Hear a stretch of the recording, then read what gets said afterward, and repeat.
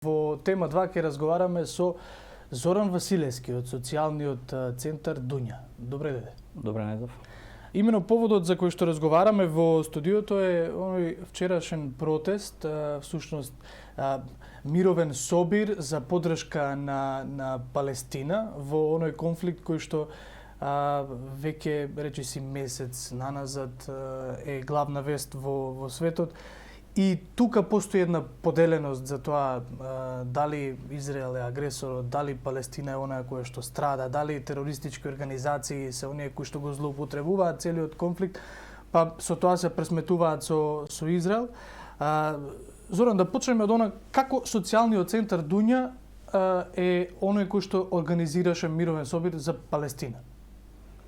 Добро прашање. Обично критиката во јавноста кога се случуваат вакви настани и протести каде што се бара правда за одредени територии надвор од Македонија, за народите нивни или за работниците и слично, обично критиката е каде сте да протестирате за домашните проблеми.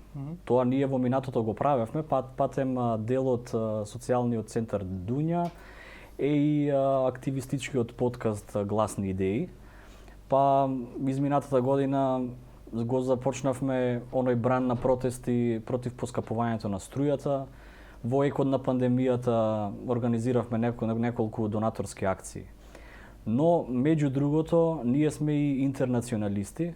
Значи, кога пружаме солидарност со обесправени луѓе во светот, очекуваме и таква солидарност да добиеме назад кога ние ќе се соочуваме со такви проблеми. Конкретно, мотивацијата за организирање на ваков протест беше да се продолжи една значајна југословенска, би рекол, традиција на пружање солидарност со палестинскиот народ. Во минатото, ако истражите во 80-тите години, например, значајни музички имиња и групи од овие простори правеа и концерти во поддршка. Ние таа сила ја немаме и поради тоа што Македонија во моментов е и мала држава споредена со таа федерација, но она што го направивме вчера беше еден обид да продолжиме оној бран на искажување на солидарност што почна од Белград, Приштина, Љубљана, Сараево и низ целиот Балкан. Ние фактички последни го направивме тоа, е она што се соочивме на самиот ден, беше очекувано. За тоа може понатаму да разговараме. Значи, имавме упат од за нас непознати структури, кои што... Ќе дојдеме до тие структури, да, за кои што... За поводот, мислевте, да. Кои што паралелно протестира, се собира, кога имаше и социјалниот центар Дунја свој собир. Не се поврзани двата протести никако? Значи, беше закажан еден мирен протест со јасни правила дека не треба да има национални и верски обележја и да не се скандираат националистички и религиски пораки, да. Она што се случи на самиот почеток беше инцидентот кога бевме неколку мина нападнати. За среќа имаше полиција. Ние веднаш реагиравме на начин што упативме порака до останатите мирни демонстранти да одиме неколку метри подоле, условно речено, на плоштадот и таму значи да ги истакнеме нашите пароли. Не е прв пат вакво нешто да се случува на плоштадот Македонија во Скопје. Знаеме 2011 мислам дека беше кога се протестираше да не се обезличува централното градско подрачје, тогаш имаше други религиски фанатици таму кои што правија проблеми, така да ние тоа го очекувавме. Она што не го очекувавме пренесувањето на веста од дел од медиумите. И тоа не е, мислам, ништо ново. Задоволни сме од одредени медиуми, од повеќето, кои што јасно објаснија што се случуваше на самиот настан. Дел медиуми излегува со погрешни наслови дека исламисти и левичари протестирале заедно, па подоцна имаше една друга телевизија кај што викаше дека воопшто не сме се одвоиле, да, дека заедно сето тоа сме и прилогот што беше со пораките беа, да, пораките беа јасни. На едната страна се протестираше со условно речено религиски пораки, со извици кои што не одат во прилог на страдањата во појасот Газа Апсолутно, и им всушност во штетат. Ерусалим, да, дури на некој начин можеби и штетат. И од друга страна се повлековте јасно низ гласна порака, рековте дека двата протеста не се поврзани.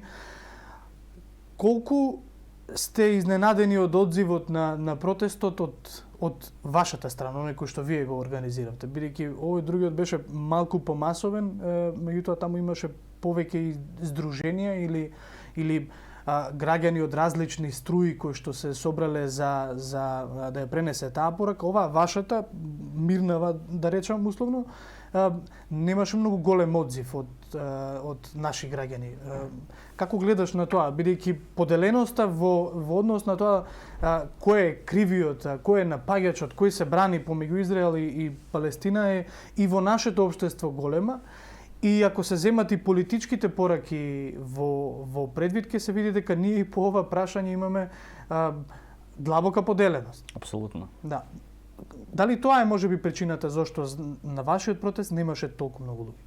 Тоа е 50% би рекол од причината, затоа што она што се изнесува преку медиумите е малце искривено гледиште на нештата. Сега тоа би сакал да го објаснам, па подоцна ќе кажам и за другиот дел зошто одзивот беше условно речено слаб. Значи, кога имате редица од настани, ако не почнете да ги барате причините од првиот настан, туку почнете од вториот, третиот и слично, навистина може да испадне дека ова е вооружен конфликт меѓу две рамноправни страни, каде што израелската држава има нели право да се брани, пошто илјадници ракети паѓаат на нивна територија и покрај тој железен штит што ги прави тие ракети на Хамас малтене црешови топчиња, сепак ако се гледа од средината на процесите до крајот, тогаш може да се добие таков печаток. Но првите настани кои беа што ги премолчуваат и мнозинството од светските медиуми. Значи, првите настани се една долга легална во наводници битка каде што палестинци се иселуваат од своји домови и на нивно место се вселуваат доселеници. Во Ерусалим. Да, дори доселеници евреи од Европа или од Соединетите Американски држави. Тие луѓе во конкретниот случај последниот месец се работи, мислам, за 5 семејства, водат фиктивна правна битка каде што го знаат однапред кој е резултатот, дека нема да ги задржат своите домови. И во тој случај кога правната држава не ја штити, самите палестинци од тие подрачја, јас немам информации дали се организирани од Хамас, од други структури или не, мислам дека се работи за спонтано изразување на незадоволството, тие веќе протестираат. Следен настане во екот на најзначајниот верски празник на муслиманите Рамазан, им беше забрането да се молат во некоја си позначена џамија во источниот дел на Ерусалим, значи додека тие се забрануваат да ги извршуваат своите верски обреди под наводници за заштита од COVID-19 вирусот, иако најголемиот дел и од палестинците и од израелците во тој дел е вакциниран, да.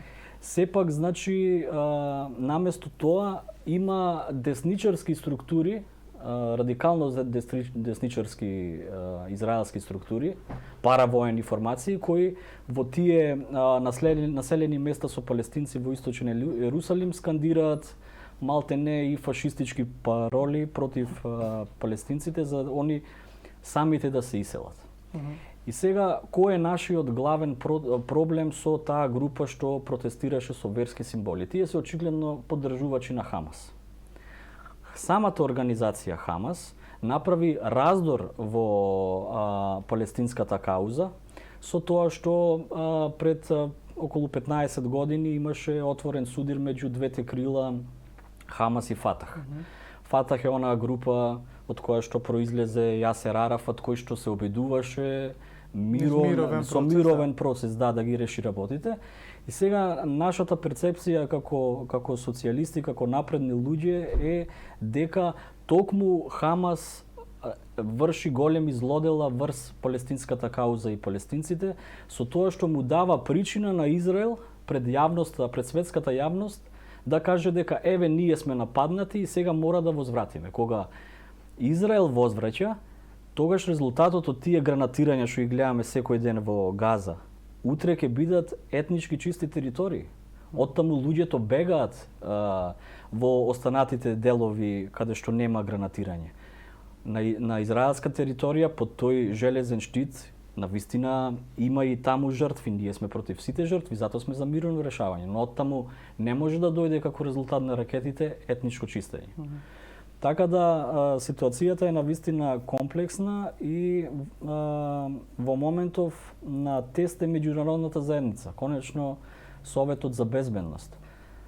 Ние би сакале да упатиме порака и до администрацијата на Бајден да се потсети дека негови предходници, како Буш постариот и Клинтон, за кои јас лично немам никакво позитивно мислење, но во делот на судирот меѓу палестинците и израелците имаше мировни конференции 90-та година во Париз и во Осло преговорите 93-та, од каде што се излегува со некои документи како на мирен начин да се решава овој спор и да се престане со доселувањето останати доселеници во тој дел. Дека можеме од Скопје да влијаеме кон политиките на Соединетите Американски држави и останатите држави од Европа, тешко. Да, се слагам. Може да влија. Всушност, ако веќе се случуваат протести за поддршка и за некаков поинаков одговор од страна на меѓународната заедница во поглед на овој конфликт, тоа се европските централи, Брисел, не знам, останатите Амстердам, Лондон и Париз и другите големи градови каде што исто така се случуваат протести за поддршка. Веројатно таму е најгласна е пораката од каде што може меѓународната заедница да извлече некаква поука. Во Македонија лидерот на опозицијата ги повтори ставовите на Бајден, а премиерот беше малку поумерен во својата порака, па рече ние сме против насилството од двете страни. Има своевиден молк во однос на она што се случува во Израел.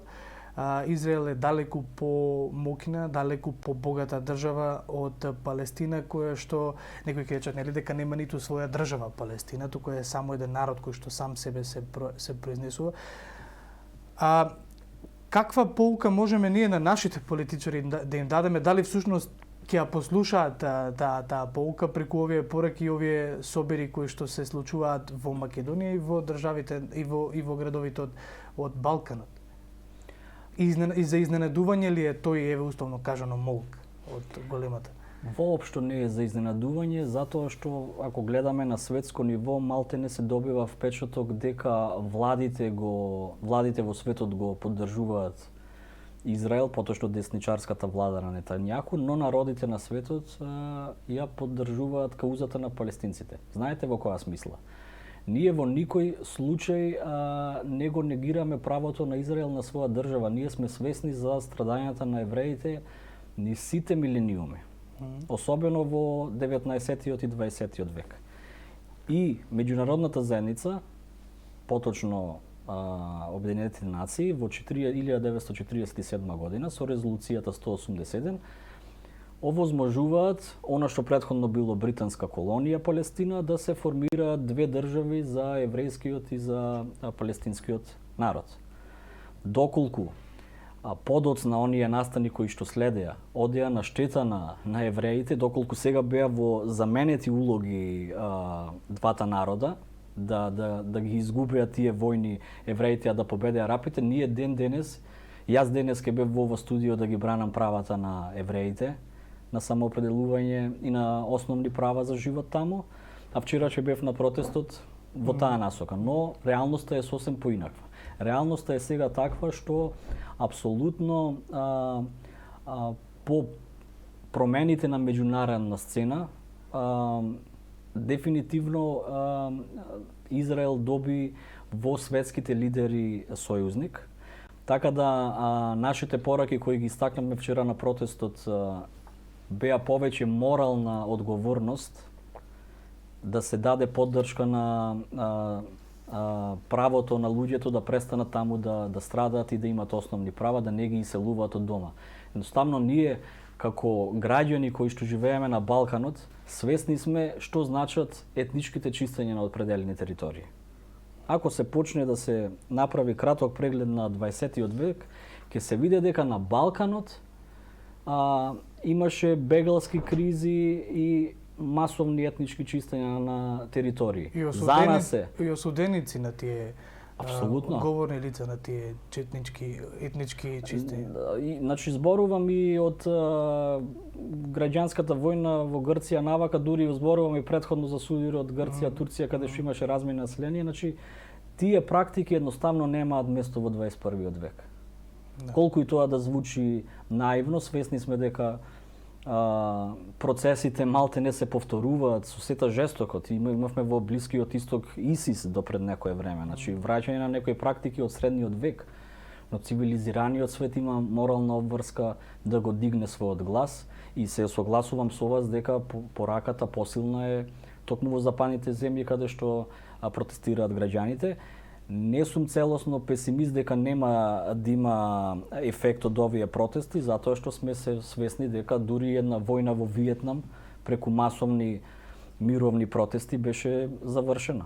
Така да не исклучувам успеси. Да, дека ние ќе го решиме конфликтот, нема да го решиме, дека не знаеме што ќе се случува и во наредните денови или месеци со оглед на офанзивните изјави кои што се даваат од таму, исто така нема да знаеме не знаеме што ќе се случува во наредните денови. Она што за крај некаде би сакал да те прашам, освен овој протест кој што го правеше социјалниот центар Дунја, има во план некакви други настани или собири кои што ќе бидат во знак на поддршка за Палестина или поддршка за Израел или слично?